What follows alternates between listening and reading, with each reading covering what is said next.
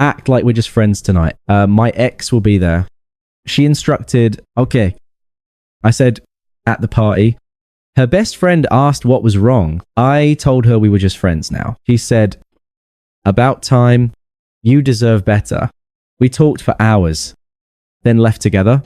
Next morning, she showed up at my door crying. Her ex wasn't interested. Her best friend answered the door in my shirt. Hey viewers, before we move on to the video, please make sure to subscribe to the channel and hit the like button if you want to see more stories like this. Thanks. The espresso machine hissed its final breath, filling the apartment with the rich, bitter scent of dark roast. I poured the shot into the 2 ceramic mugs my sister had given us for our anniversary. His and his. They read, a joke that had made Sarah laugh for a week. Now the joke felt like it was on me. I carried the mugs to the bedroom where the real performance was already underway. Sarah was stationed in front of the full-length mirror. A critic assessing her own masterpiece. She held 2 dresses against her body. A little black one and a slinky red number I'd never seen before. The black is safe. Elegant. She mused to her reflection. But the red says something. What does it say? I asked, offering her the mug. She took it without looking at me. Her eyes still locked on her own image. It says, I'm not trying, but I still whined. I took a sip of my coffee.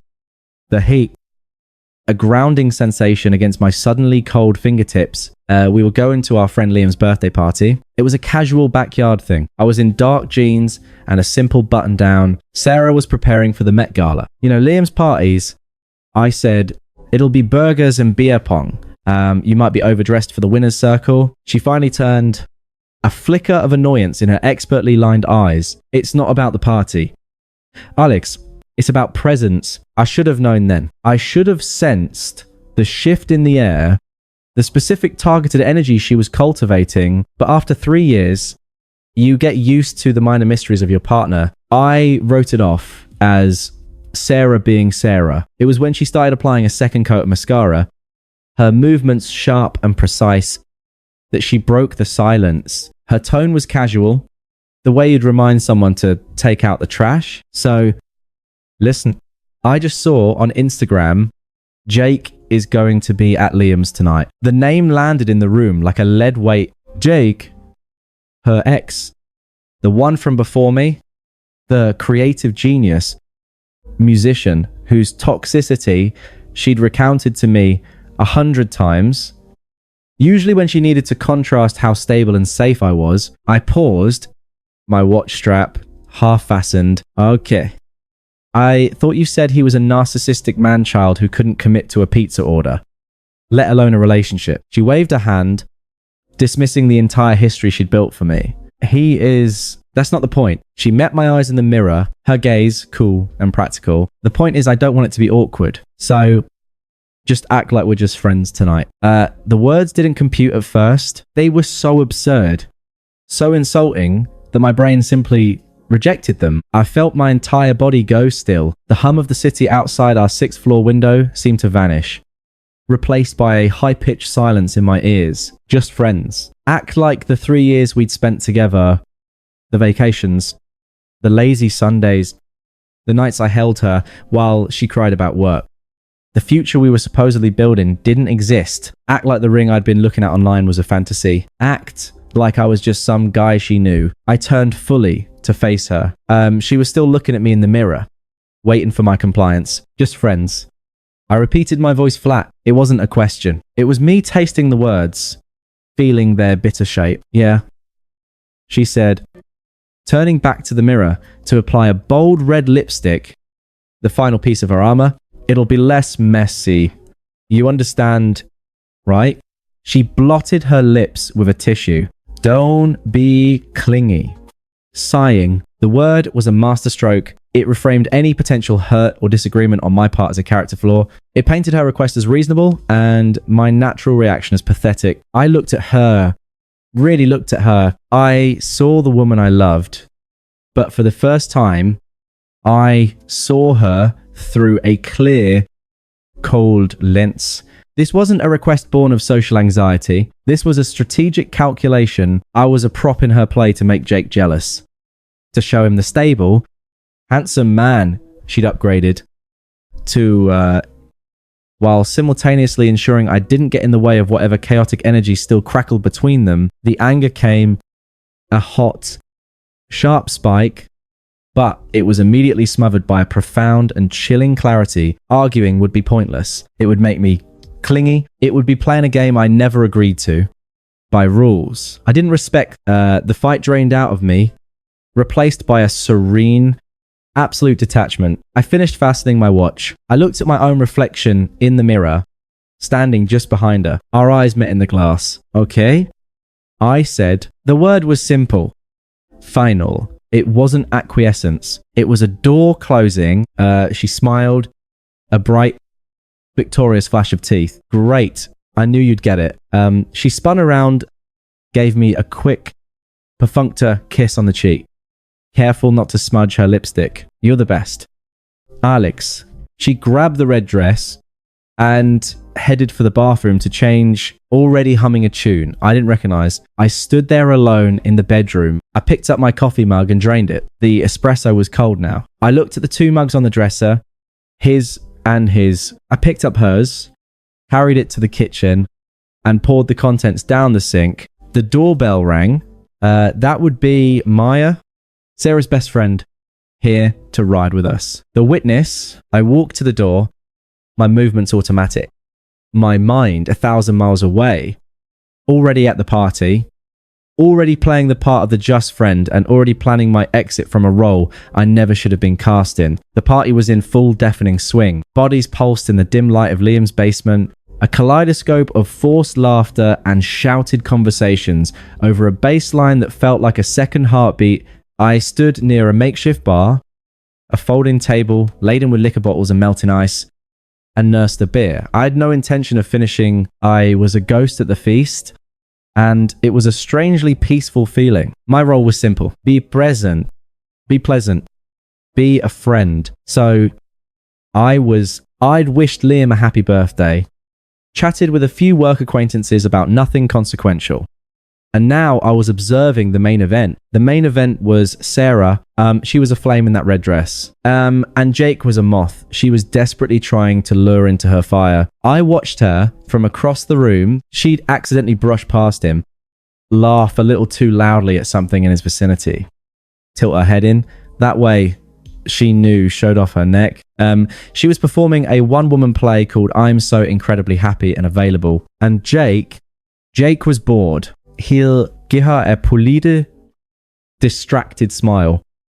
Then turn back to his group of friends, a guy with a guitar slung over his back, hanging on his every word. He wasn't playing the game. He wasn't even on the same field. A small, cold part of me, the part that had clicked into place when I said, okay, felt a flicker of satisfaction. Her entire strategy, the dress, the makeup, the humiliation of her own boyfriend was failing spectacularly. You look like you'd rather be getting a root canal. The voice, warm and laced with familiar amusement, came from my side. I turned to see Maya leaning against the table, holding a red Solo cup. She was Sarah's best friend, but she'd always felt different.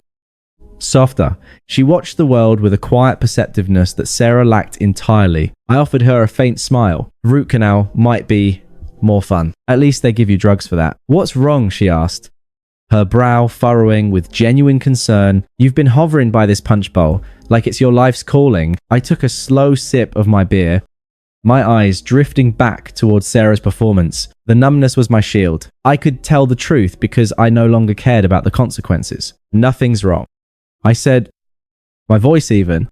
Just respecting boundaries. Chloe and I are just friends now. The change in Maya was instantaneous. Her playful demeanor vanished. She stared at me, her eyes searching mine for a hint of irony, of pain, of anything, finding only a calm, resigned truth. Her expression shifted, understanding dawned, followed by a flash of anger. She quickly suppressed, replaced by something that looked an awful lot like admiration. About time, she said, her voice low and firm. I blinked. What I said, it's about time.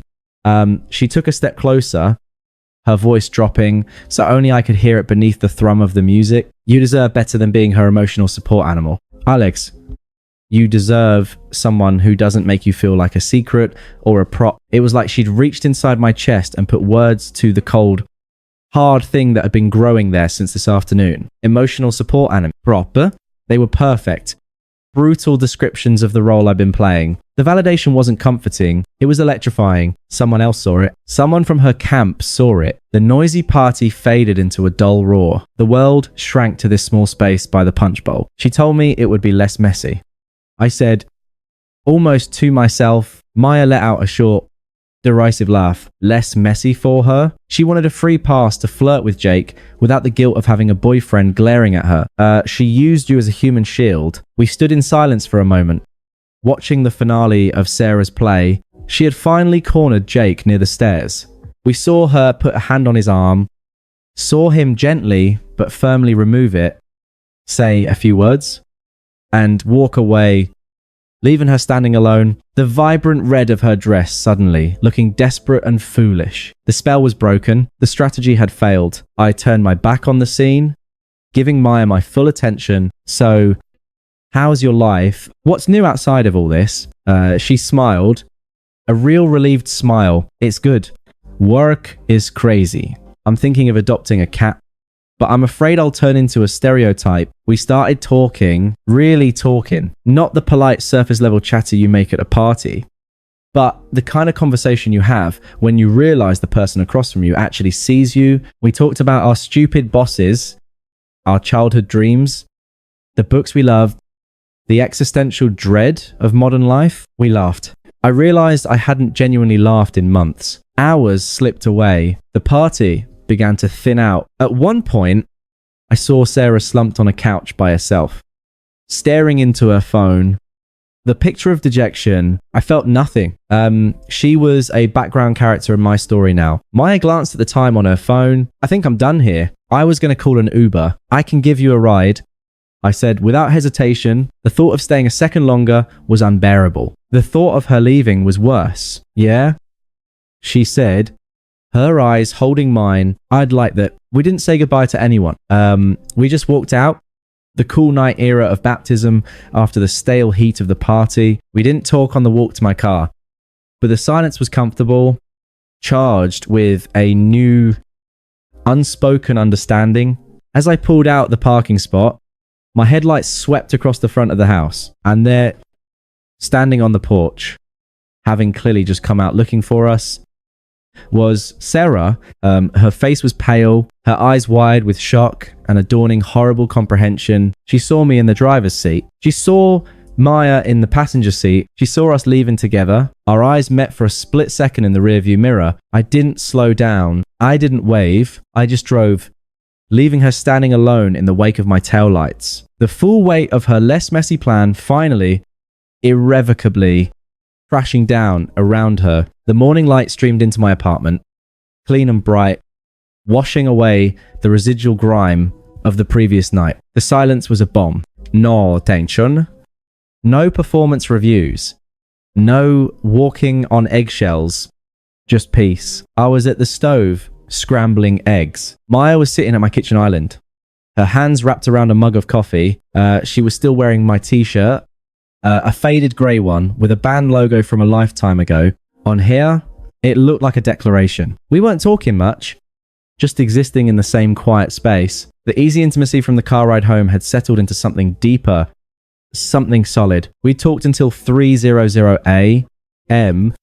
about everything and nothing. And when she'd fallen asleep on my couch, I'd covered her with a blanket and felt a protectiveness I hadn't felt in years. The doorbell rang. It was an ugly, intrusive sound. Maya and I exchanged a single knowing look. There was no question who it was. The world we'd left behind was at the door, and it was demanding to be let back in. The bell rang again, followed by a frantic knocking, not a polite tap, but the panicked hammering of someone who believed their emergency was yours to solve. I turned off the stove. I felt a surreal calm. This wasn't a confrontation. It was a formality. You don't have to answer it, Maya said softly, but her eyes said she knew I did. For closure. For the final period at the end of this sentence. It's okay. I said. I walked to the door and opened it. Sarah stood on the welcome mat, a bitter irony. She was a wreck. The masterpiece from last night was now a smeared, puffy tragedy. Her expensive red dress was wrinkled. Her makeup was a war zone under her eyes. And her hair was a chaotic mess. She looked like she'd been crying for 6 hours straight. She probably had Alex. Thank God she choked out. Her voice raw. She moved to step inside, but I didn't budge from the doorway. It was a disaster. A complete and utter disaster. Jake. He was with someone else. He completely ignored me. He looked right through me like I was nothing. She was so wrapped up in her own story. She hadn't yet processed the scene in front of her. She was still performing her victimhood for an audience she assumed was captivated. I was so humiliated. She sobbed, wiping her nose with the back of her hand. I just need to. She stopped, her eyes blurry and red rimmed. Finally shifted past me into the apartment. They landed on Maya, who had walked up to stand a few feet behind me. A silent pillar of support. Sarah's jaw went slack. The tears stopped, frozen by sheer, uncomprehending shock. Maya. Her voice was a whisper, thin and brittle. What are you doing here? Her eyes dragged down, taking in the scene. Mars barred her legs. The casual way she stood in my space. And finally, the garment that broke her reality. Why are you wearing his? Mia didn't flinch. She didn't look away. She took a slow, deliberate sip of her coffee. Her gaze steady on her former best friend. He wasn't interested. Maya said. Her voice dangerously calm. Funny how that feels. The words were a bucket of ice water. Sarah's shock shattered, and what surfaced was pure, unfiltered rage. Her face contorted, the pretty mask she always wore finally cracking to show the ugliness beneath. You did this, she screeched, her finger jabbing accusingly at me. Then at Maya, her voice echoed in the hallway. You planned this. You planned this to humiliate me. You slept with my best friend. How could you? Maya, he's my boyfriend. The hypocrisy was so vast, so breathtaking. It was almost beautiful. I didn't feel anger. I felt anthropological curiosity. My voice when I spoke was calm, flat. The voice of a customer service rep closing a ticket. You told me to act like we were just friends. I was just following your instructions. She stared at me, her mouth opening and closing like a fish out of water. And as of last night, I continued, that's all we are. It seems you were the only one who didn't get the memo. You don't mean that, she wailed, the anger melting back into desperate, messy tears. This is just you being hurt. We can fix this. I made a mistake. Alex, I was stupid. She was begging now. But it wasn't for me. It was for the stability she'd set on fire. It was for the provider plan she'd cancelled herself. Maya spoke again, her voice softer now, but no less final. There's nothing to fix. Chloe, you broke it. He's just not interested in your version of the pieces anymore. The use of her full name, Chloe, was the final nail. It was no longer friend to friend. It was person to stranger. Sarah looked from Maya's resolved face to my indifferent one. She saw the two of us, a united front. She saw the eggs cooling on the stove, the two coffee mugs, the domestic mourning she had thrown away for a fantasy. The full devastating weight of her karma settled on her shoulders. The last of her composure evaporated. You think you're so much better now? She spat, her voice venomous. You're a traitor, and he's a pathetic, boring loser. You deserve each other. I didn't smile. I didn't react. I just looked at her. This stranger having a meltdown on my doorstep. Good luck. Sarah, I said, and I closed the door. The click of the lock was a quiet, definitive sound. The end of an era. The beginning of everything else. I turned around. Maya was still there watching me. A quiet understanding in her eyes. The screaming from the other side of the door faded, replaced by the sound of retreating, stumbling footsteps. Okay, she asked. I looked at her, standing in my kitchen, in my shirt, in my life. I felt the quiet peace of the morning return deeper and more profound than before. Yeah, I said, and for the first time in a very long time, I'm in it completely. I walked back to the stove, turned the burner back on. and started finishing the eggs. The ghost was gone. The future was waiting, and it was already here, drinking my coffee and looking at me like I was the only person in the world. Thanks for watching. Make sure to subscribe to the channel and hit the like button. What do you think about this story? Share it in the comments.